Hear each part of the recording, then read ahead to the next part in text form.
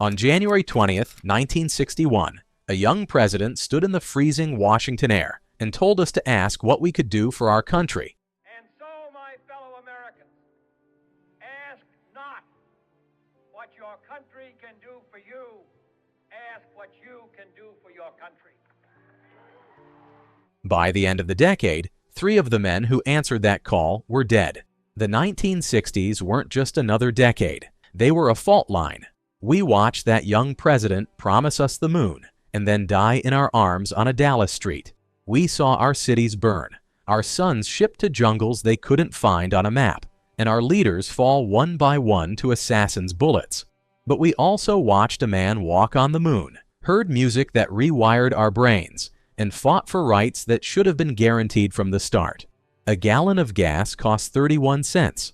A new house cost $12,700. The average family earned $5,600 a year, and that was enough, more than enough, to own a home, raise kids, and put something away for the future.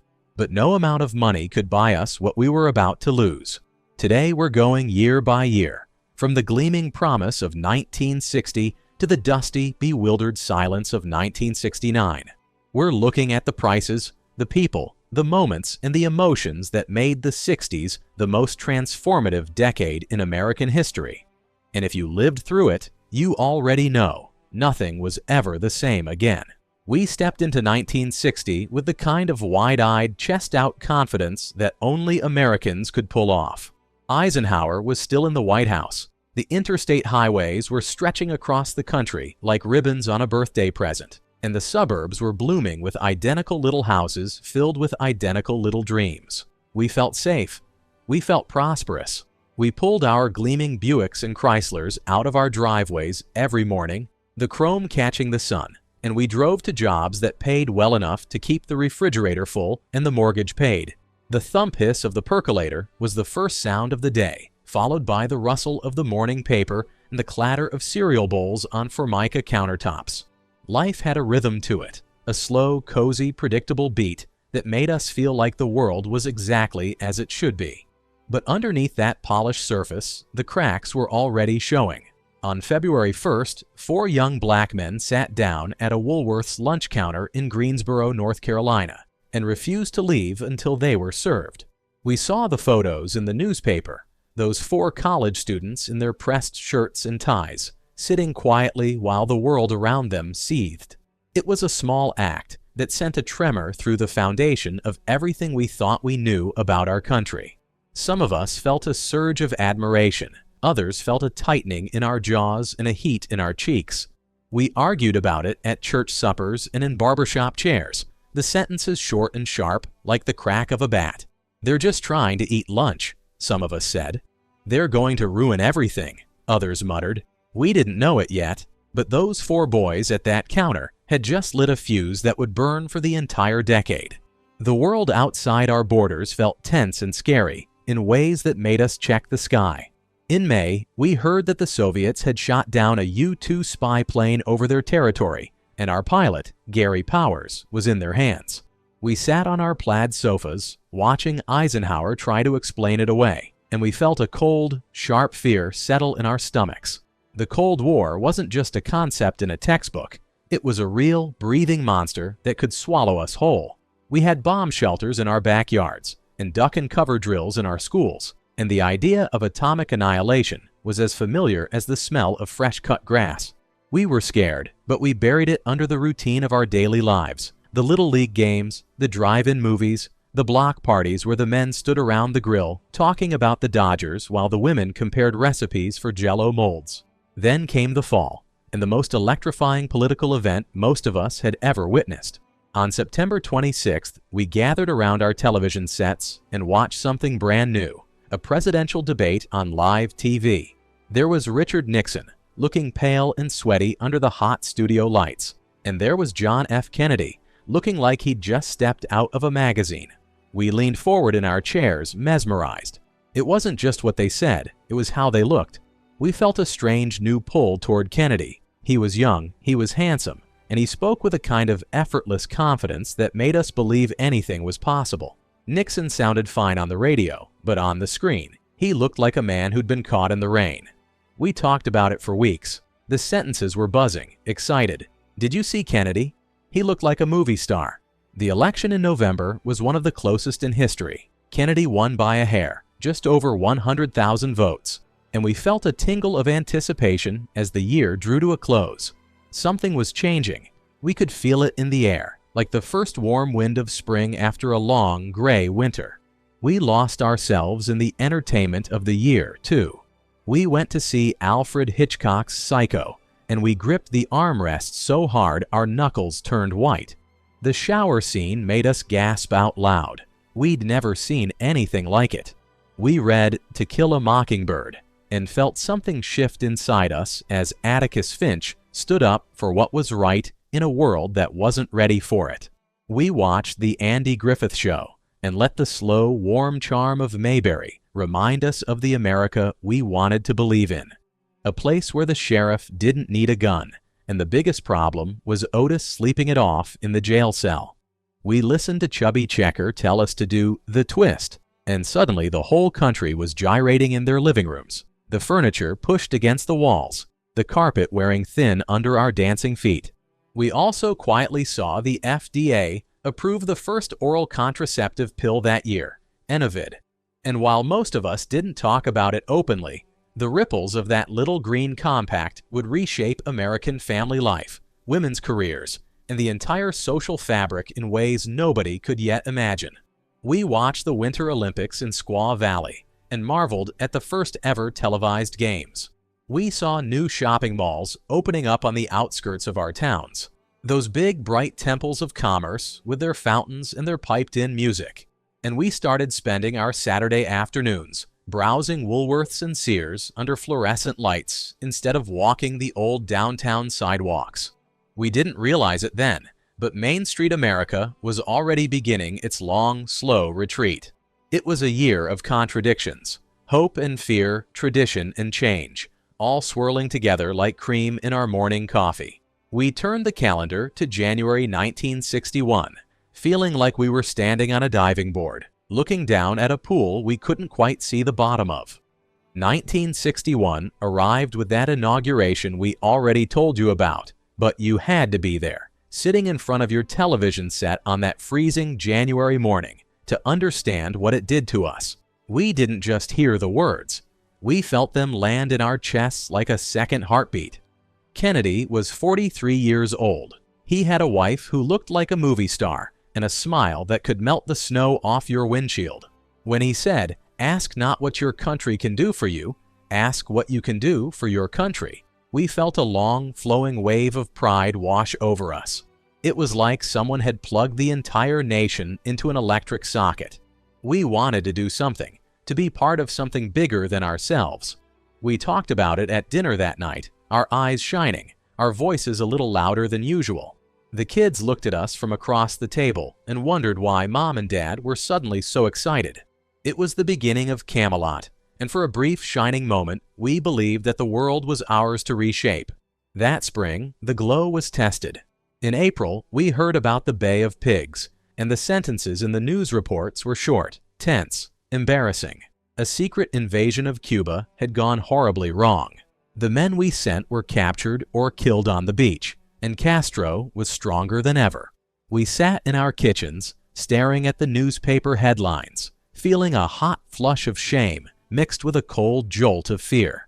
Kennedy took responsibility, which made us respect him even more, but the damage was done. The Soviets were watching, and they saw weakness.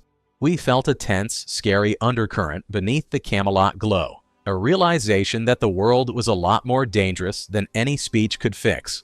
The space race gave us something to cheer about, even as it scared us half to death. In April, the Soviets put Yuri Gagarin into orbit, and we felt that familiar tightening in our chests. They beat us. Again. But then, on May 5th, we watched Alan Shepard climb into that tiny Mercury capsule and ride a column of fire into the sky. It was only a 15-minute flight, a suborbital hop compared to Gagarin's full orbit, but we didn't care. We cheered in our living rooms and honked our horns in our driveways. An American had been to space. Kennedy doubled down, standing before Congress, and telling us we would put a man on the moon before the decade was out. We looked at each other and wondered if he was serious. The moon? It sounded like a fairy tale, but there was something in his voice that made us believe it just might be possible. The summer brought a different kind of courage. We saw the Freedom Riders board buses headed south, black and white Americans sitting together, testing the Supreme Court's ruling that segregation in interstate travel was unconstitutional. We watched the footage of those buses being firebombed in Anniston, Alabama, the smoke rising like a dark fist against the blue sky. We saw the riders beaten in bus stations, their blood staining the concrete floors. The sentences in the news were punchy, brutal. We felt a visceral, gut-level reaction, some of us in horror, some of us in something darker. The country was being forced to look at itself in a mirror it had been avoiding for 100 years, and what stared back was ugly. We argued at our dinner tables, our voices rising, the mashed potatoes getting cold, while we debated what kind of nation we actually were. Then came August, and the world held its breath again. We woke up one morning and learned that the East Germans, with Soviet backing, had started building a wall through the heart of Berlin. A wall. We saw the photos of families torn apart overnight, of people leaping from windows to escape to the west, of barbed wire being rolled across streets where children used to play. It was a scary, concrete symbol of the Iron Curtain that felt like a physical weight on our shoulders. We looked at our own neighborhoods, our own fences, and we thought about what it meant to live in a world where freedom could be walled off with bricks and mortar. At home, we lost ourselves in the small comforts. We watched the Dick Van Dyke Show and loved the easy chemistry between Rob and Laura Petrie. We listened to Stand By Me by Benny King and felt a warm, cozy reassurance that someone would be there for us in the dark. We heard Runaway by Del Shannon and Bobby V singing Take Good Care of My Baby. And we slow danced in our kitchens, the linoleum cool under our bare feet. We watched Roger Maris chase Babe Ruth's home run record, hitting 61 and 61, and we debated whether it counted because the season was longer. We were a nation that loved a good argument, and baseball gave us the safe kind. We went to the newly opened Six Flags Over Texas that summer and screamed on the roller coasters, cotton candy sticking to our fingers. We clipped S and H green stamps at the grocery store and pasted them into booklets, dreaming about the toaster or the set of luggage we'd redeem them for. We watched Jacqueline Kennedy give us a televised tour of the White House in February of the following year, and we felt like we'd been invited into a fairy tale. She was grace personified, and we copied her pillbox hats and her sleeveless dresses and the way she held her head when she smiled. We went to bed at night, the window cracked open, the sound of crickets filling the warm summer air, and we felt that the world was spinning faster than we were ready for. The new decade was only 2 years old, and already it felt like we'd lived through a lifetime of change. We turned toward 1962 with a mixture of excitement and a growing, unshakable sense that the stakes were about to get much, much higher. 1962 arrived, and it felt like the volume on the whole world had been turned up another notch. We started the year with a rush of pride that rivaled anything we'd felt since VJ Day.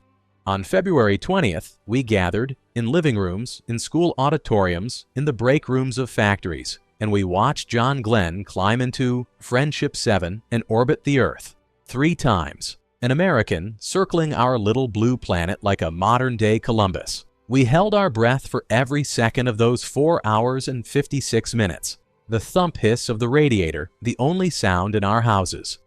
When he splashed down safely in the Atlantic, we erupted. We honked horns, rang church bells, and grabbed our neighbors' hands. We felt a long, flowing surge of national joy that temporarily drowned out every worry and every fear. Glenn was our hero, a Marine with a crew cut and a grin that could light up a room. We named schools after him before he even got out of quarantine. It was a moment that reminded us what we could do when we pointed ourselves at the stars. But the ground beneath our feet was anything but stable. In Mississippi, a young Air Force veteran named James Meredith tried to enroll at the University of Mississippi, and the state erupted. We watched the footage of the riots in Oxford, the tear gas, the burning cars, the federal marshals facing down mobs of enraged white students and townspeople. President Kennedy sent in thousands of Army troops to ensure one man could attend one school. We sat in our living rooms watching soldiers on an American campus, and the image didn't compute. This wasn't Korea. This was Mississippi. 2 people died in the violence. The sentences in the news reports were short, angry, shameful. It forced us to confront a truth we'd been sweeping under our wall-to-wall carpet, that the promise of America wasn't being kept for everyone, and that keeping it was going to cost more than any of us had imagined. The culture we consumed was shifting in ways that felt both cozy and unsettling.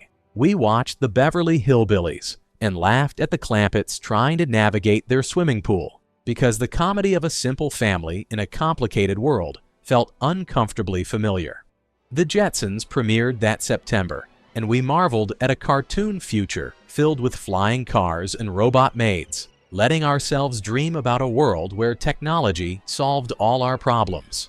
We went to the movies to see Lawrence of Arabia, losing ourselves in the vast sweeping desert landscapes for nearly 4 hours, grateful for the air conditioning and the escape. We read Rachel Carson's Silent Spring and suddenly looked at the cans of pesticide in our garages with a new, uneasy suspicion. Were we poisoning the very land we were so proud of? It was a slow, creeping realization that our progress might be coming at a cost we hadn't calculated. Something else happened in 1962 that most of us didn't notice at the time, but it would reshape the entire landscape of American commerce. A man named Sam Walton opened his first store in Rogers, Arkansas, a little discount shop called Walmart. That same year, another company called Kmart opened its first location in Garden City, Michigan. We walked past those stores without a second glance, still loyal to our local 5 and Dimes and our downtown department stores. We didn't know it yet, but the small-town retail world we loved was living on borrowed time. At home, our daily lives still had that slow, comfortable rhythm that we clung to like a life raft. We mowed our lawns on Saturday mornings, the smell of fresh-cut grass mixing with the 2-stroke exhaust of our push mowers. We washed our cars in the driveway with the kids running through the hose, their laughter bouncing off the aluminum siding. The milkman still came to the door, and the Fuller brush man still rang the bell, and we still left our doors unlocked because the world, our world at least, still felt safe enough for that. We ate TV dinners on aluminum trays, the Salisbury steak and mashed potatoes steaming under the foil while we watched Dr. Kildare, or The Virginian, on the one television set the whole family shared. We drank Tang because the astronauts drank Tang, and we felt a small, cozy connection to the men who were pushing the boundaries of the possible. Then came October, and 13 days that brought the world closer to annihilation than it had ever been. We remember the moment we first heard. It was Monday, October 22nd. Kennedy appeared on our television screens, his face grim, and told us that the Soviet Union had placed nuclear missiles in Cuba, 90 miles from Florida. The sentences were short, direct, terrifying. It shall be the policy of this nation to regard any nuclear missile launched from Cuba against any nation in the Western Hemisphere as an attack by the Soviet Union on the United States, requiring a full retaliatory response upon the Soviet Union. We felt the blood drain from our faces. This wasn't a drill. This wasn't duck and cover. This was real. We stocked our pantries with canned goods and filled our bathtubs with water. We lay in our beds at night, listening to the planes overhead, wondering if tomorrow would come. The thump hiss of the furnace sounded like a countdown. For 13 days, we lived on the edge of a knife. We prayed in ways we hadn't prayed since the war. We held our children so tight they squirmed. When Khrushchev blinked and agreed to remove the missiles, we felt a release of tension so profound it was almost physical. We wept. We laughed. We poured ourselves a stiff drink and sat on our porches, looking at the sky that was still there, the stars that were still shining. We felt a cozy, overwhelming gratitude for the simple fact of being alive. But something had changed inside us. We had stared into the void, and the void had stared back. We went into the holiday season with a deeper appreciation for the turkey on the table and the children playing on the floor, but also with a new, permanent whisper in the back of our minds. It could all end in a flash. We decorated our trees and sang our carols, but we kept one eye on the news because we now knew, truly knew, how thin the line was between everything and nothing. As 1962 ended, we felt like we'd aged 10 years in 12 months. We were ready for a quieter year. We wanted to catch our breath. But the 60s had other plans for us, and the year ahead would bring a moment so shattering, so impossibly violent, that it would cleave our national memory into two pieces, before and after. 1963 started with a deceptive calm, a slow, cozy drift through the first months that made us think maybe the worst was behind us. The economy was humming along at a steady clip. We were buying new cars and new televisions, splurging on things that made our split-level homes feel modern and complete. We watched The Patty Duke Show and marveled at identical cousins. We listened to He's So Fine by the Chiffons and Walk Like a Man by the Four Seasons, the music bright and bouncy, filling our kitchens with a feel-good energy that matched the spring weather coming through the screen doors. We felt a sense of forward motion, a belief that the young president and his beautiful wife were steering us toward a future that was bright and clean and full of promise. Camelot was still standing, and we wanted to believe it always would. But the ground was trembling. In April, we watched Martin Luther King Jr. march in Birmingham, Alabama, and the images that came back to us were searing. We saw Bull Connor's police dogs lunging at children. We saw fire hoses turned on teenagers with such force that the water stripped the bark off trees. The sentences in the newspapers were short and brutal, and the photos were worse. We sat at our dinner tables, looking at those images in Life magazine, and we felt something shift inside us, a moral reckoning that couldn't be ignored. We argued about it in our churches and our union halls. Some of us wept with rage. Others dug in their heels and hardened their hearts. In June, Medgar Evers was shot in the back in his own driveway in Mississippi, right in front of his children. We heard his wife screaming on the news, and the sound burrowed into our memory like a splinter. Then came August 28th, and Washington, D.C. was flooded with 250,000 people, black and white, young and old, gathered at the Lincoln Memorial. We watched on our televisions as Martin Luther King Jr. stood at the podium and began to speak. At first, his words were measured, deliberate, but then something happened. He departed from his prepared text, and we heard it. We felt it, that long, flowing, soaring melody of a dream. I have a dream that my 4 little children will one day live in a nation where they will not be judged by the color of their skin, but by the content of their character. We sat there, transfixed by the power of a human voice to lift us above our own smallness. We saw tears streaming down faces in the crowd. We felt a lump in our own throats, even those of us who had never marched, never protested. It was one of those rare moments where the words matched the weight of the world, and for a few minutes we glimpsed the America we could become. But September ripped that dream apart with a sound like dynamite, because it was dynamite. On September 15th, a bomb exploded at the 16th Street Baptist Church in Birmingham, killing 4 young girls, Addie Mae Collins, Cynthia Wesley, Carol Robertson, and Carol Denise McNair. They were just getting ready for Sunday school. The youngest was 11 years old. We stared at the rubble on our television screens, at the shattered stained glass, and we felt a rage so deep it had no words. The sentences in our heads were short. Broken. How? Why? Children. We looked at our own kids, playing in the yard, and the distance between their world and that basement in Birmingham felt both infinite and impossibly small. We tried to find solace in the things that brought us together. We fell in love with a group of mop-topped boys from Liverpool who were tearing through the British charts. We heard whispers of the Beatles, and something about their energy felt new and electric and alive. We went to the movies to see Cleopatra and heard more about Elizabeth Taylor's love life than the box office numbers. We watched the debut of General Hospital and started a daytime ritual that would outlast us all. We also saw zip codes introduced that year, 5 little numbers that were supposed to make our mail faster. We grumbled about changing our addresses on everything, but it was a small sign that the country was getting bigger, faster, and more organized in ways that made the old neighborly way of doing things feel just a bit more distant. The everyday rhythms of 1963 were still sweet, though. We packed our station wagons for summer vacations, the kids fighting over window seats, the cooler wedged between the suitcases, the road atlas open on Mom's lap. We stopped at Howard Johnson's and ate clam strips and ice cream in 28 flavors. We played transistor radios at the beach, and Surf City by Jan and Dean made us dream of waves and sunshine even if we lived in Ohio. We watched The Fugitive premiere on television and became obsessed with whether Dr. Kimball would ever catch the one-armed man.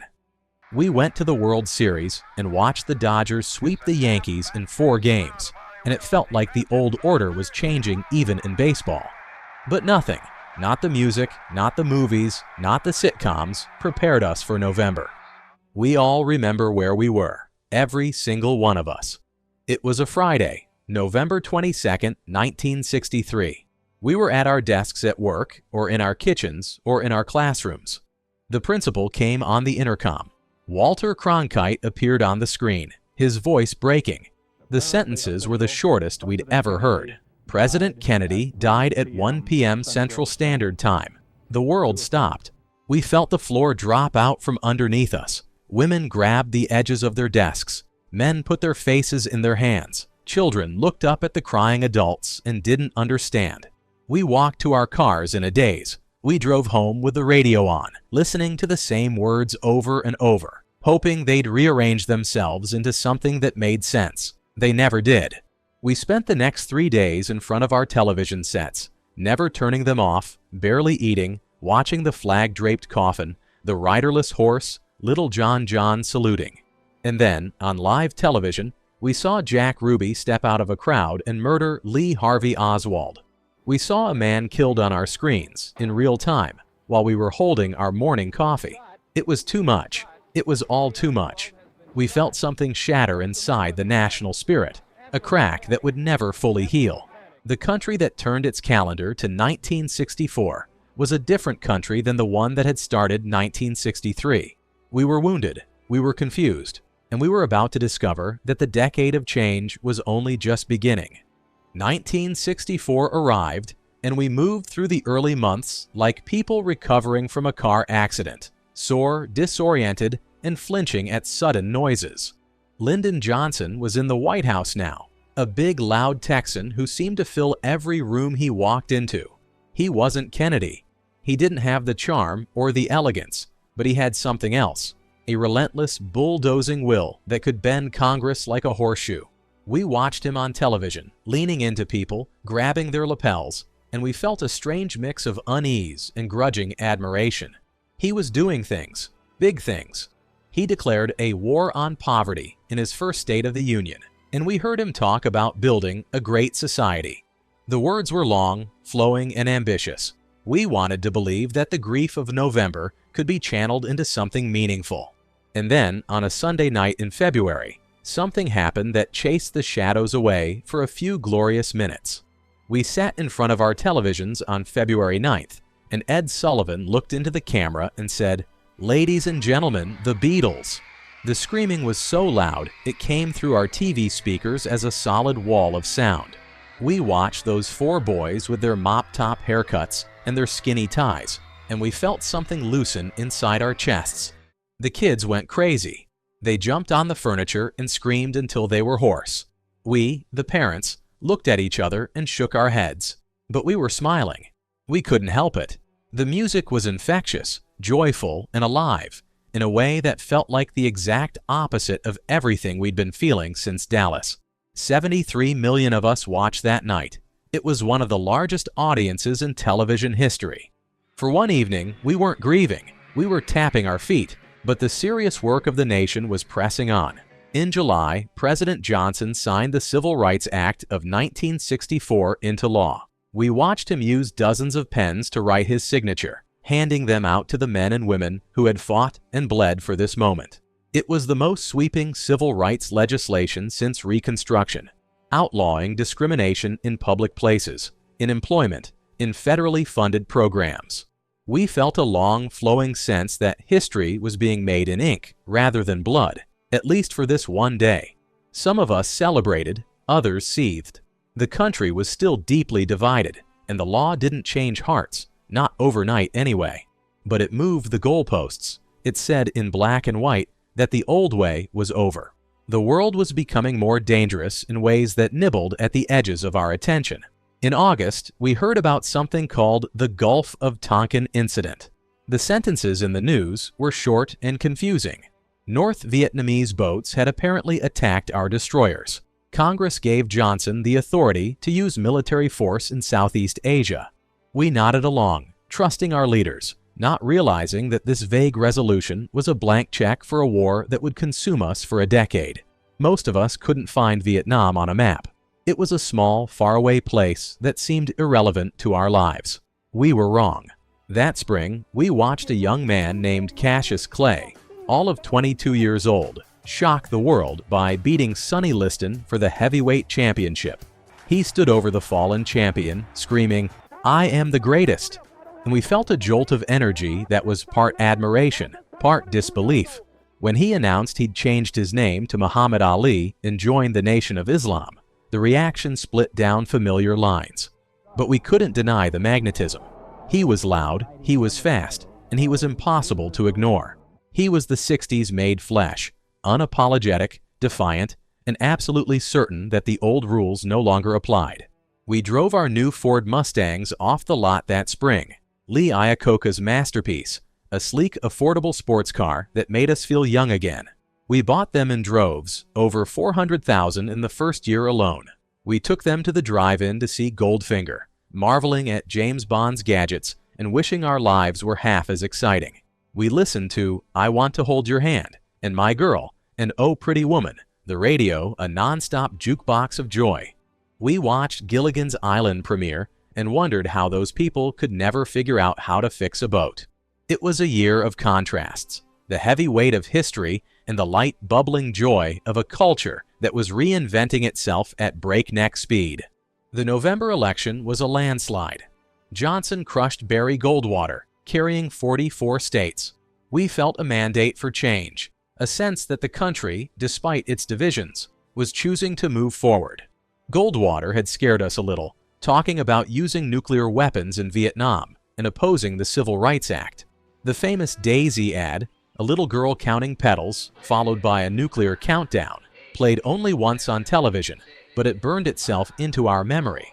We chose Johnson because the alternative felt too extreme, too dangerous for a world that was already spinning fast enough. We decorated our trees that December with a sense that the nation was on the move, building something new. We read the Surgeon General's report that declared cigarettes were bad for our health, and we looked guiltily at the ashtrays on our coffee tables. Some of us stubbed out our last lucky strike right then and there. Most of us lit another one and turned back to the television. The warnings were clear, but old habits die hard, a truth that applied to far more than smoking. As the year ended, we felt the ground shifting beneath us again. Johnson had his mandate. The troops were starting to trickle towards Southeast Asia, and a new word was beginning to seep into our vocabulary: escalation. We turned toward 1965 with our flags flying, not knowing that the next 12 months would bring both the highest achievements and the deepest wounds of the entire decade. 1965 hit us like a wave we never saw coming. It started in March, and it started on a bridge. We watched the footage from Selma, Alabama, and our blood ran cold. 600 marchers, men, women, children, walked across the Edmund Pettus Bridge on their way to Montgomery to demand the right to vote. They were met by Alabama state troopers on horseback, armed with clubs and tear gas. We saw the troopers charge into the crowd. We saw John Lewis, just 25 years old, beaten to the ground, his skull fractured. We saw women crawling through clouds of gas, their Sunday dresses stained with blood and dirt. They called it Bloody Sunday, and the images burned themselves into our retinas. We sat in our living rooms, hands over our mouths, the thump hiss of the television the only sound, and we felt something shift in the national conscience. It was too much. Even people who had stayed on the sidelines couldn't look away anymore. King marched again 2 weeks later, and this time the whole country was watching. In February, we lost Malcolm X. He was shot in the Audubon Ballroom in New York, right in front of his wife and children. The sentences in the news were short, sharp, another leader, another bullet. We felt a weary, heavy sorrow that the men who spoke loudest for change kept ending up in coffins. Whether we agreed with his message or not, we felt the violence of it in our bones. The decade was consuming its own profits, and we wondered who would be next. But Johnson was moving, and he was moving fast. In August, he signed the Voting Rights Act into law, striking down the literacy tests and poll taxes that had kept millions of Black Americans from the ballot box for generations. We watched the ceremony on television, feeling a long, flowing sense that the machinery of justice was finally, laboriously, turning in the right direction. It was the legislative companion to the Civil Rights Act, and together, they represented the most significant expansion of democracy since the 15th Amendment. We felt, for a moment, that the marching and the bleeding had been worth something. And then, 5 days later, Watts exploded. The Watts neighborhood of Los Angeles erupted in violence in August, triggered by a routine traffic stop that went horribly wrong. We watched our televisions in disbelief as entire blocks of an American city went up in flames. The footage looked like a war zone: overturned cars, buildings on fire, the National Guard rolling through the streets in armored vehicles. 34 people died. Over 1,000 were injured.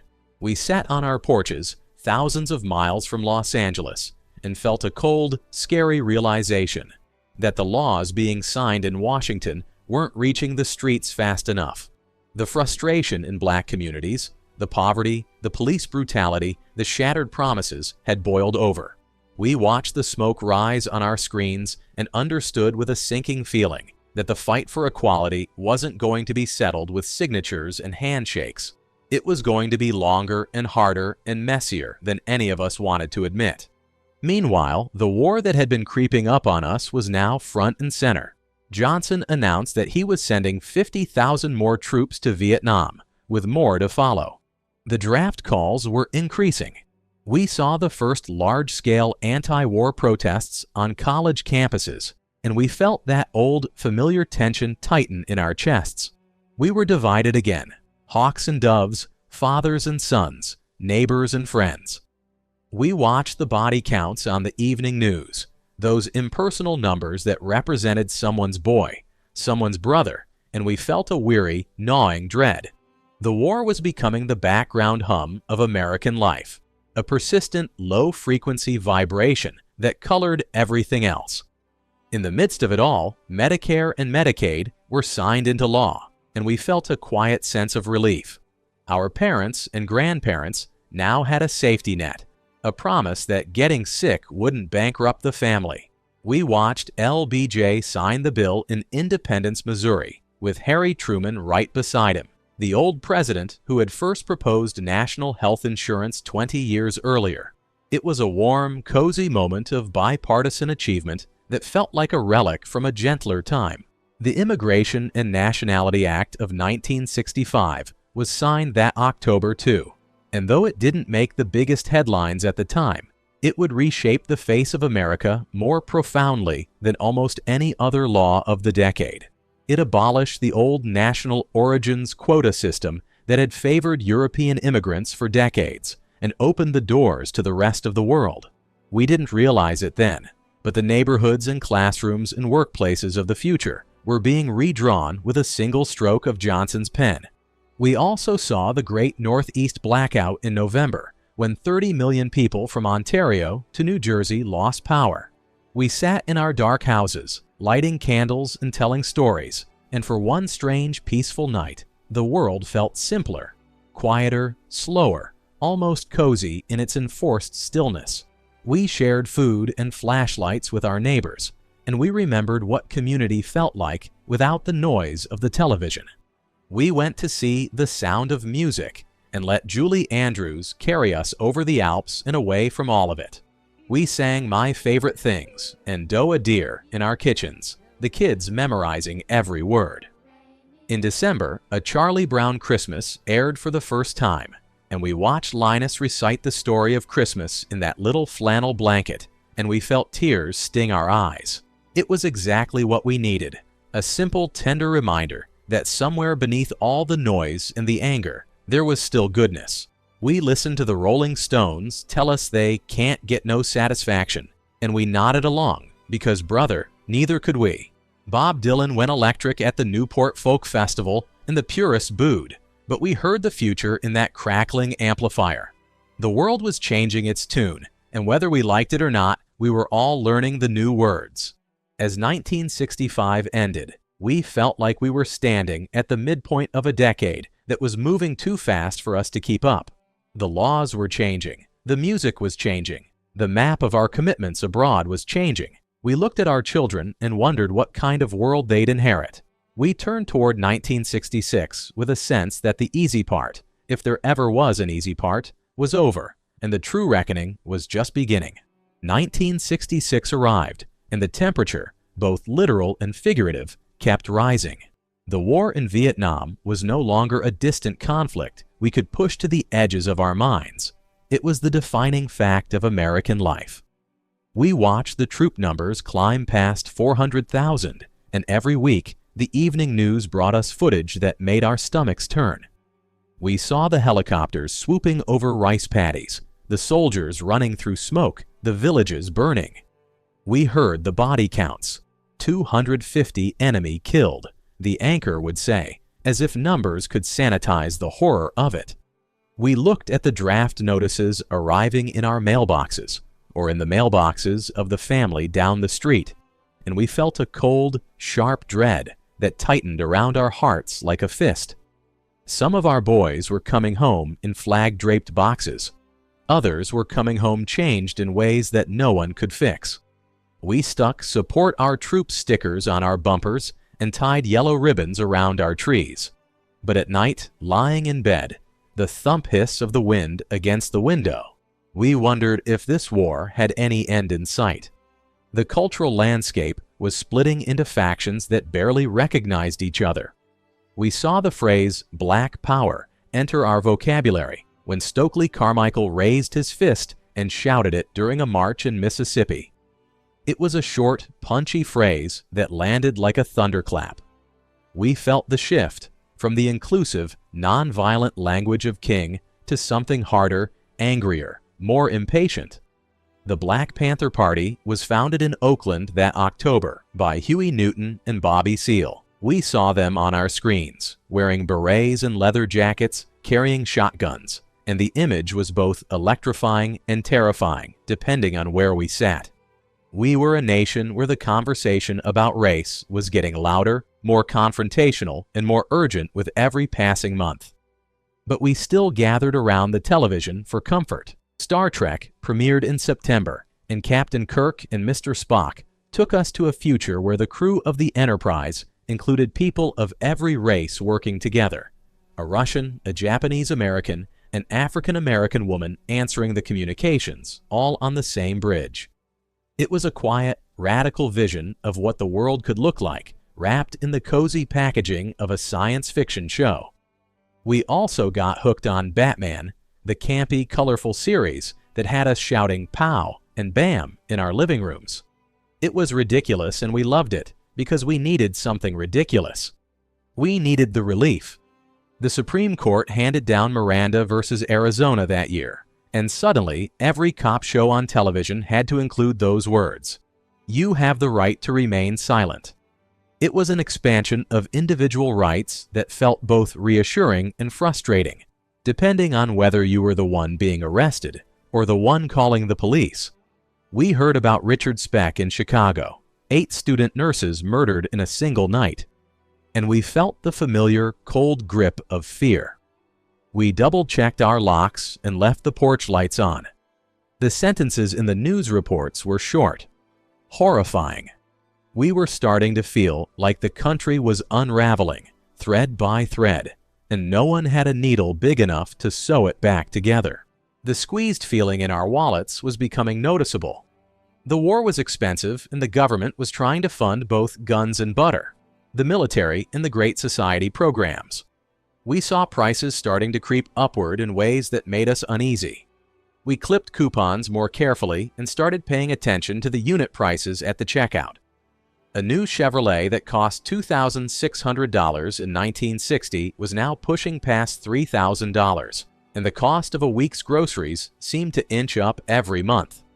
We didn't know it yet, but the inflation that would define the 1970s was already being fed by the fiscal choices of the mid-60s. The war was changing the texture of our daily lives in ways we couldn't have predicted. We saw the anti-war movement growing, not just on college campuses anymore, but in churches, in living rooms, in the halls of Congress. We saw young men burning their draft cards on the evening news, and we felt torn between our loyalty to the flag and our growing suspicion that something was deeply wrong. We watched Muhammad Ali refuse to be inducted into the Army, declaring, "I ain't got no quarrel with them Viet Cong," and the boxing commission stripped him of his heavyweight title. Some of us called him a coward, others called him a hero. We couldn't agree on anything anymore, and the dinner table had become the most dangerous place in America. We went into the holidays with a sense of unease, the lights on the Christmas tree reflecting in the darkened windows. We listened to the Beach Boys and the mamas and the papas, trying to hold on to the California dream even as it faded. We watched How the Grinch Stole Christmas with the kids, letting Dr. Seuss remind us that the season meant more than presents and packages. We needed that reminder. We wondered if 1967 would bring peace, or if the fractures we were seeing would finally break wide open. 1967 opened with fire. In January, we watched in horror as a flash fire swept through the Apollo 1 capsule during a routine test on the launch pad. Gus Grissom, Ed White, and Roger Chaffee, three of our best, three of our bravest, were killed in seconds. We felt the air go out of the room.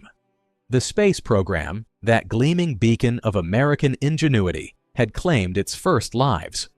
We sat in our living rooms, watching the footage of the charred capsule, and we felt a deep, aching grief. These were men we knew by name, men who had families, men who had trusted in our technology. We wondered if Kennedy's promise to reach the moon before the decade was out was now impossible. The sentences in the news were heavy and somber, and the silence that followed felt like a wound. The summer of 1967 was unlike anything we had experienced. On one hand, it was the summer of love. We saw the images coming out of San Francisco. Young people with flowers in their hair, dancing barefoot in Golden Gate Park, talking about peace and love and rejecting everything their parents had built. We heard Scott McKenzie singing, "If You're Going to San Francisco," and we either felt a pull of curiosity or a surge of irritation. The counterculture was no longer a fringe movement, it was a tidal wave. We smelled the incense drifting out of head shops, and we saw the tie-dye and the bell-bottoms and the long flowing hair on boys, and we didn't know what to make of it. Some of us let our own hair grow. Others tightened their crew cuts and grumbled about hippies. In June, the Monterey Pop Festival introduced us to a new world of music. We heard Janis Joplin belt out the blues with a raw, ragged power that made our hair stand on end. We saw Jimi Hendrix set his guitar on fire and play it with his teeth, and we understood that the safe, clean sounds of the early 60s were gone forever. We listened to the Beatles release Sgt. Pepper's Lonely Hearts Club Band, and it felt like someone had cracked open a door to another dimension. We sat on the floor of our living rooms, the needle on the record player, letting A Day in the Life wash over us in a long, flowing, kaleidoscopic wave. It was the soundtrack to a generation that was breaking every rule, and even if we didn't understand it all, we knew it was important. But on the other hand, that same summer, our cities were burning. Newark erupted in July, 6 days of violence, 26 dead. Then Detroit, just days later, The 12th Street riot turned into a 5-day siege that looked like a battlefield. We watched the tanks roll down American streets, the buildings burning, the smoke blotting out the sun. The National Guard patrolled neighborhoods that looked like Dresden after the bombing. 43 people died in Detroit alone. We sat in our living rooms watching it all unfold, and we felt a terrifying, disorienting split. The summer of love and the summer of rage were happening at the exact same time, on the exact same soil. We were a nation of contradictions, and the contradictions were tearing us apart. President Johnson appointed the Kerner Commission to investigate the causes of the riots, and their report would come back with a devastating conclusion. Our nation is moving toward two societies, one black, one white, separate and unequal. We read those words and felt the truth of them like a fist to the chest. We looked at our own neighborhoods, at who went to which school, at whose garbage got picked up first. And we saw the lines that we had been pretending didn't exist. In the middle of it all, there were moments of quiet triumph. In October, Thurgood Marshall was confirmed as the first black Supreme Court justice. We watched him take the oath, and it was a long, flowing moment of history that felt like a down payment on a debt that was a century overdue. We went to the movies to see The Graduate, and we saw our own confusion reflected back at us in the face of Benjamin Braddock, a young man drowning in a world of plastic and empty promises. Plastics, Mr. Robinson told him, and we all laughed because we recognized the hollowness. The first Super Bowl was played in January. The Green Bay Packers demolished the Kansas City Chiefs, and we added a new ritual to our national calendar. We ate chips and dip in front of the television and argued about whether the AFL was really up to snuff. It was a small, cozy addition to American life, a distraction that would grow into a monster. As 1967 drew to a close, the country felt like it was vibrating at a frequency that couldn't be sustained. The war was escalating. The cities were burning. The culture was splitting in two. We ate our Swanson TV dinners on the fold-out trays and watched the casualty reports scroll across our screens. We took our kids to see Dr. Dolittle at the movies, trying to give them 2 hours of talking animals and innocence in a world that had very little of either. We listened to Aretha Franklin demand RESPECT, and we felt the power of a voice that spoke for millions who had been ignored for too long. We heard Light My Fire by The Doors and felt something feral and electric in the air. A sense that the old walls were coming down and nobody was sure what would replace them. We decorated our trees and baked our cookies, but the thump hiss of anxiety was louder than the Christmas carols. We looked toward 1968 with a dread we could feel in our bones, a premonition that the worst was yet to come. We were right. 1968. If you lived through it, you don't need us to tell you. It was the year the 60s broke. It was the year that felt like the ground opened up and swallowed everything we thought we knew about ourselves. We started the year on edge, our nerves raw from the previous summer's riots and the daily drumbeat of the war. The thump hiss of the evening news was like a heartbeat that never slowed down. We sat in our living rooms, the glow of the television painting our faces in shades of blue and gray, and we waited for the next blow. We didn't have to wait long. It came at the end of January, during the Tet holiday, when we were told the enemy was supposed to be taking a ceasefire. Instead, the North Vietnamese and Viet Cong launched a massive coordinated assault on cities and military bases across South Vietnam. The Tet Offensive. We saw the footage, Marines fighting room to room in Hue, the American embassy in Saigon breached. The streets of cities we'd been told were pacified, now full of smoke and gunfire. The sentences from the reporters were short, stunned. This wasn't the war we'd been sold. Walter Cronkite flew to Vietnam, saw it with his own eyes, and came back on our screens in February to tell us the truth. It seems now more certain than ever that the bloody experience of Vietnam is to end in a stalemate. When the most trusted man in America said the war was lost, we felt the last pillars of our faith in the government begin to crack. Johnson reportedly said, "If I've lost Cronkite, I've lost Middle America." He was right. In March, Johnson went on television and stunned the nation. He looked bone-tired, and he told us he would not seek and would not accept the nomination of his party for another term as president. We sat there, blinking at the screen. The president had just quit. The most powerful man in the world had been broken by a war he couldn't win and a country he couldn't hold together. We felt a wave of emotions, relief for some, fear for others, and for almost everyone, a deep, unsettling sense that things were spinning out of control. Bobby Kennedy was running. Eugene McCarthy was running. The Democratic primary was becoming a civil war of its own. Then came April 4th. Martin Luther King Jr. was standing on the balcony of the Lorraine Motel in Memphis, Tennessee. A single shot rang out. The sentences were short, final. He was gone. We remember the silence in our homes, the disbelief, the slow, dawning horror. And then the rage. Cities across America erupted. Washington, D.C. burned. Chicago burned. Baltimore burned. Over 100 cities saw violence in the days that followed. We saw the smoke rising over the capital of our own country, soldiers on the steps of government buildings, and we wondered if this was the end of everything. We had lost the man who had the most reason to be angry, but who had chosen to fight with love. His voice, that soaring, flowing, magnificent voice, was silenced at 39 years old. We wept in our kitchens. We wept in our churches. Some of us sat in stunned, guilty silence, wondering if we had done enough, or if we had done anything at all. We barely had time to grieve before the next blow landed. Bobby Kennedy, the last Kennedy, the one we had invested our remaining hope in, won the California primary on June 4th.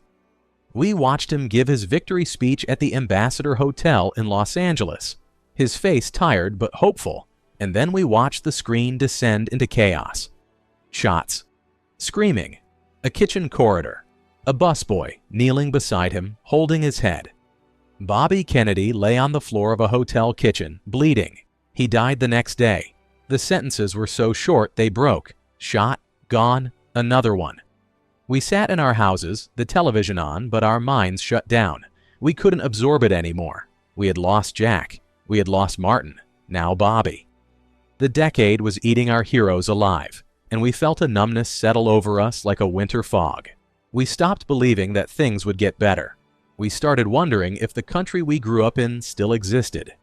The summer that followed was a furnace of anger and confusion. We watched the Democratic National Convention in Chicago in August, and it looked like a war zone. Inside the convention hall, delegates screamed at each other. Outside, thousands of anti-war protesters clashed with Mayor Daley's police force in a display of brutality that was broadcast to the world. We saw young people beaten with nightsticks, dragged through clouds of tear gas, their blood staining the pavement of Michigan Avenue. The chant rose from the crowd. The whole world is watching. And it was. We were watching from our living rooms, horrified and divided. Some of us thought the police went too far. Others thought the long-haired troublemakers deserved what they got. Either way, the Democratic Party shattered that week, and the fractures would take decades to heal. In the midst of all that darkness, the culture offered us moments of beauty and escape. We listened to Otis Redding's "Sittin' on the Dock of the Bay," a song that felt like a long, weary sigh from the soul of a nation. We heard Simon and Garfunkel sing "Mrs. Robinson," and we hummed along, finding comfort in that bouncy, cynical melody. We went to see 2001: A Space Odyssey and sat in the darkness, bewildered and amazed, as Kubrick showed us a future that was both beautiful and terrifying. A future where even our technology could turn against us. In April, Johnson signed the Fair Housing Act, just 1 week after King's assassination, and it felt like a eulogy written in law. It outlawed discrimination in housing, the last of the great civil rights pillars. But we knew that laws on paper were one thing, and the reality of our neighborhoods was another.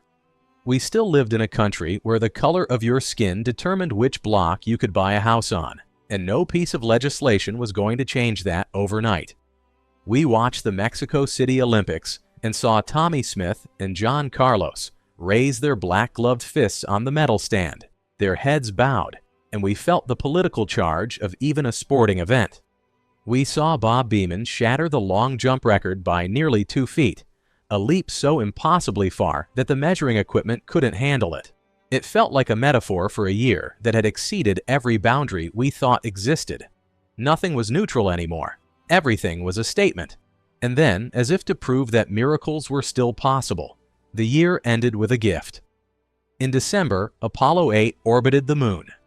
On Christmas Eve, we sat with our families, the tree twinkling in the corner, and we heard the voices of Frank Borman, Jim Lovell, and Bill Anders as they read from the book of Genesis, while showing us the lunar surface passing beneath them.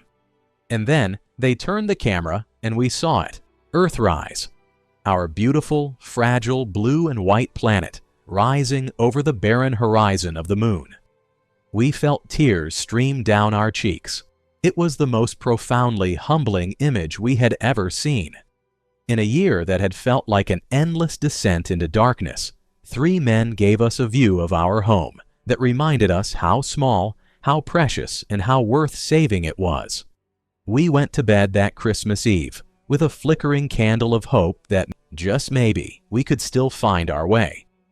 Nixon won the election in November, promising law and order and a secret plan to end the war. We chose him because we were exhausted, because we wanted someone, anyone, to make the noise stop. We didn't know what his presidency would bring, but the 60s had taught us one thing: nothing was guaranteed. As 1968 ended, we felt like survivors of a shipwreck, clinging to whatever piece of debris floated past. We turned toward 1969, not with hope exactly, but with a grim, stubborn determination to keep going. One more year of this impossible decade. And somewhere in an aircraft hangar in Florida, a rocket was being assembled that would deliver on a promise made by a dead president and remind us that even in our darkest hour, we could still reach for the stars. 1969, the final year of the longest decade in American history. We stepped into it feeling bruised, battered, and permanently changed. The optimism that had greeted the 60s was a distant memory, replaced by a wary, weary skepticism that colored everything: our politics, our relationships, our view of the future.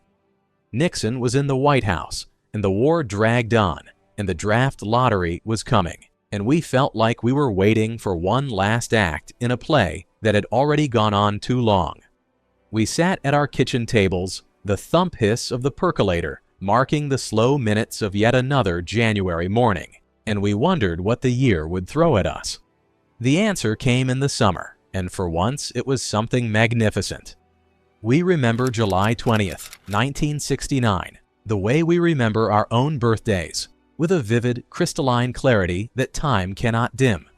We gathered around our television sets, whole families pressed together on sofas and chairs and the floor, the room silent except for the crackle of the broadcast. Some of us had stayed up late, others had gotten up early. We'd been following Apollo 11 since liftoff on the 16th, tracking them the way we tracked a pennant race, only this time the stakes were higher than anything we'd ever wagered on.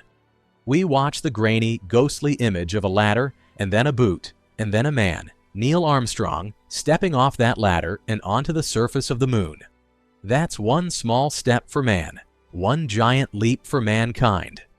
We held our breath. We felt tears burn our eyes. We grabbed the hands of the people next to us and squeezed. We had done it. We, humanity, America, the species that had barely figured out flight 66 years earlier, had put a human being on another world. He had promised us this, standing before Congress 8 years earlier, and even though he wasn't alive to see it, we felt his presence in that moment like a hand on our shoulder. It was the single greatest achievement of the decade, perhaps of the century, and for a few shining hours, every argument, every riot, every funeral, every burning city faded into the background. 600 million people around the world watched that broadcast, the largest television audience in history. We looked up at the moon that night, standing in our driveways in our slippers, and we knew that 2 men were up there, walking on it. The kids pointed and asked, "Can you see them?" And we laughed and wiped our eyes and said, "Not from here, sweetheart, but they're there." It felt like a long, flowing dream that we never wanted to end. But the Earth was still the Earth, and it pulled us back quickly. In July, a few days before the moon landing, Ted Kennedy drove his car off a bridge on Chappaquiddick Island, and a young woman named Mary Jo Kopechne drowned. The sentences in the news were short, confused, damning. We felt a weary, frustrated sadness. Another Kennedy, another tragedy. But this time the questions were harder and the sympathy was thinner. It was a scandal that would shadow him for the rest of his life, and it felt like the final bitter footnote to the Camelot story. August brought two events that defined the summer in completely different ways. First, there was Woodstock. We saw the photos and the footage coming out of Max Yasgur's farm in Bethel, New York.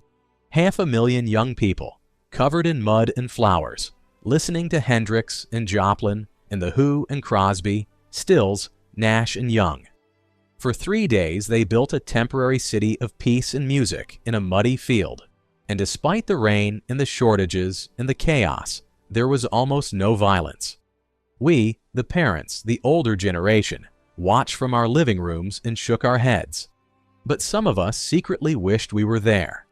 It was the high water mark of the counterculture, a long, flowing festival of everything the 60s had been building toward: the music, the freedom, the rejection of the old rules. It was beautiful and messy and utterly, impossibly young. But just days later, the dark side of that freedom made itself known. We heard the name Charles Manson, and the details that emerged from the Tate LaBianca murders in Los Angeles were so horrifying that they felt like they belonged in a nightmare, not in the news. The sentences were short, visceral, blood on the walls, a pregnant woman, a cult leader with swastikas carved into his forehead. It was the anti-Woodstock, the shadow that proved that the 60s experiment with freedom could also lead to the abyss. It terrified us. We locked our doors and looked at the young people in our neighborhoods with a new, uneasy suspicion. The summer of love felt like it had died in that house on Cielo Drive. In June, we watched the Stonewall riots in New York, patrons of a Greenwich Village bar fighting back against a police raid. And we saw the birth of a movement that most of the country wasn't ready to talk about yet. The sentences in the mainstream press were short and dismissive, but the people in those streets knew exactly what they were doing. They were saying, "Enough." It was the beginning of a long, long road, and we wouldn't fully understand its significance for years to come. The war continued its grim march through our lives. In November, the first draft lottery since World War II was held, and we watched the numbered capsules pulled on live television. Young men across the country sat in their dorm rooms and their parents' living rooms, watching their birthdays being drawn like a cosmic game of Russian roulette. Some breathed sighs of relief. Others felt their futures collapse in an instant. We heard about the My Lai massacre that fall, the horrific details of what American soldiers had done to Vietnamese civilians, and we felt the moral foundations of the war crumble. The sentences were short, sickening. We couldn't look away, and we couldn't make peace with what we saw. But even in the fading light of the decade, there were seeds being planted that we wouldn't see bloom for years.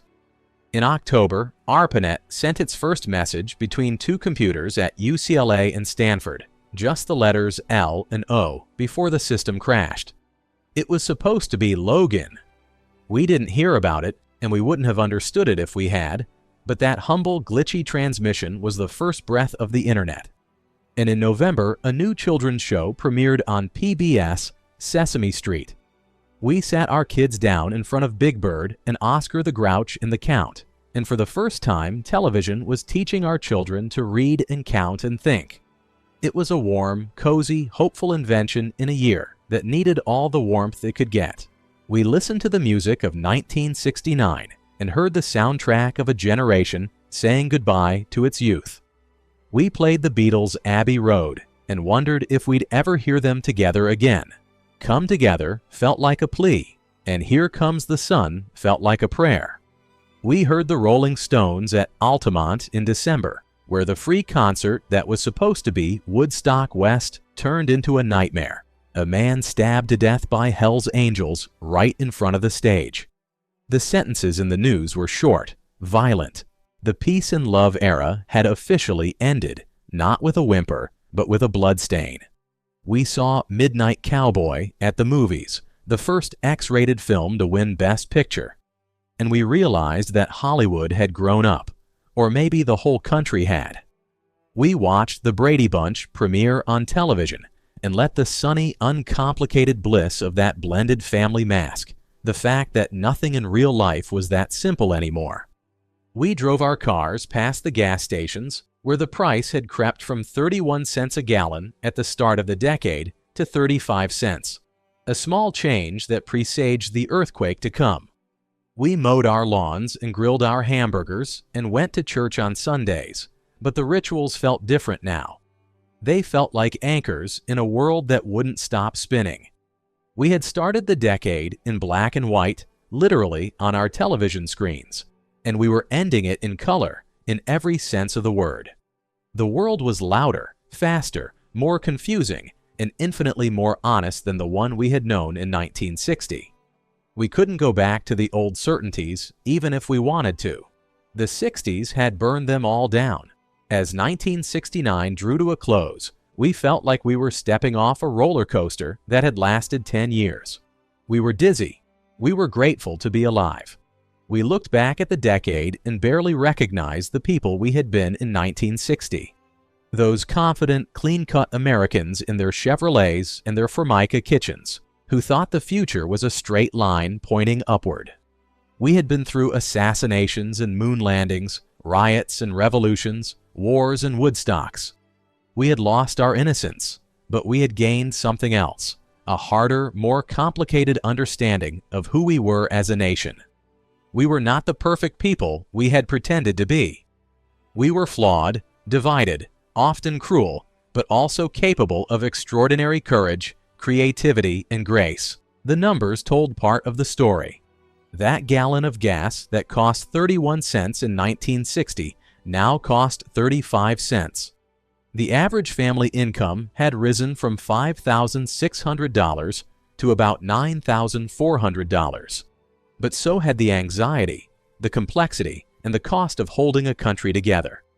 We had more television channels, more household appliances, more cars in the driveway. But we had also buried more heroes, fought more battles with ourselves, and asked harder questions about who deserved to share in the American dream.